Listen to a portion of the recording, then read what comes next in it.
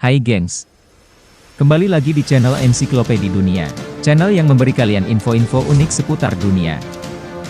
Kali ini, Ensiklopedi Dunia akan memberi info tentang apa beda wabah, epidemi, dan pandemi. Jangan lupa like, share, dan subscribe. Di masa yang bergejolak ini, kita tidak bisa lepas dari pemberitaan tentang COVID-19 yang lebih dikenal dengan sebutan coronavirus. Ini adalah sesuatu yang mendominasi semua berita di TV. Organisasi Kesehatan Dunia WHO mengumumkan pada awal Maret 2020, bahwa virus itu sekarang berada pada tahap pandemi di seluruh dunia. Tapi apa sebenarnya artinya itu?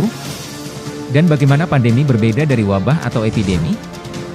Anehnya, definisi setiap kata bukanlah istilah ilmiah yang terkait dengan data yang dingin, keras, dan dapat diukur, melainkan kata-kata dengan konotasi ilmiah dan politik yang terkait dengan sejumlah besar faktor yang berbeda.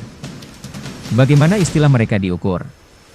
Definisi untuk masing-masing istilah ini diukur berdasarkan serangkaian faktor yang berbeda, seperti prevalensi penyakit, kejadian, dan jalur penularan yang diketahui atau tidak diketahui yang digunakan penyakit tersebut.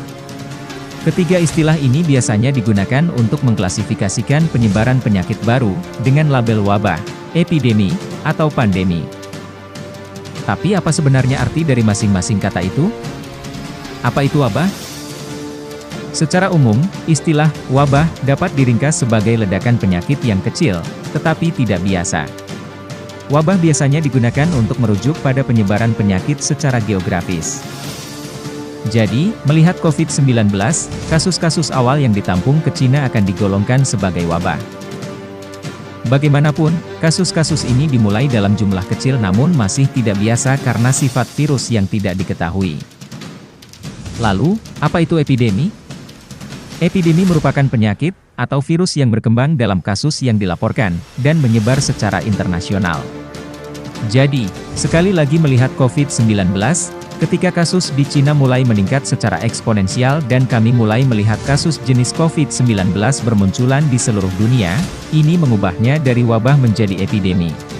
Dan, apa itu pandemi? Pandemi didefinisikan sebagai hadir secara global dan menyebar di luar kendali. Jadi, ketika WHO menyatakan penyebaran COVID-19 berada pada tahap pandemi, seharusnya tidak mengejutkan mengingat virus itu telah menyebar ke 125 negara dan wilayah secara total. Namun, deklarasi pandemi tidak berarti akhir dunia sudah dekat. Itu hanya berarti bahwa penyebaran virus telah mencapai proporsi global. Kesimpulannya, kita harus ingat bahwa istilah-istilah ini secara intrinsik ilmiah karena bersifat politis dan bahwa penggunaan istilah pandemi oleh WHO menandakan bahwa COVID-19 adalah ancaman global, dan bahwa semua pemerintah harus terus mengambil tindakan pencegahan dan perlawanan yang sesuai. Ingatlah untuk tetap tenang, ikuti panduan untuk mengurangi risiko infeksi, dan hubungi layanan kesehatan negara Anda untuk meminta nasihat jika Anda merasa telah tertular. Jaga diri Anda dan keluarga Anda dari ancaman virus COVID-19.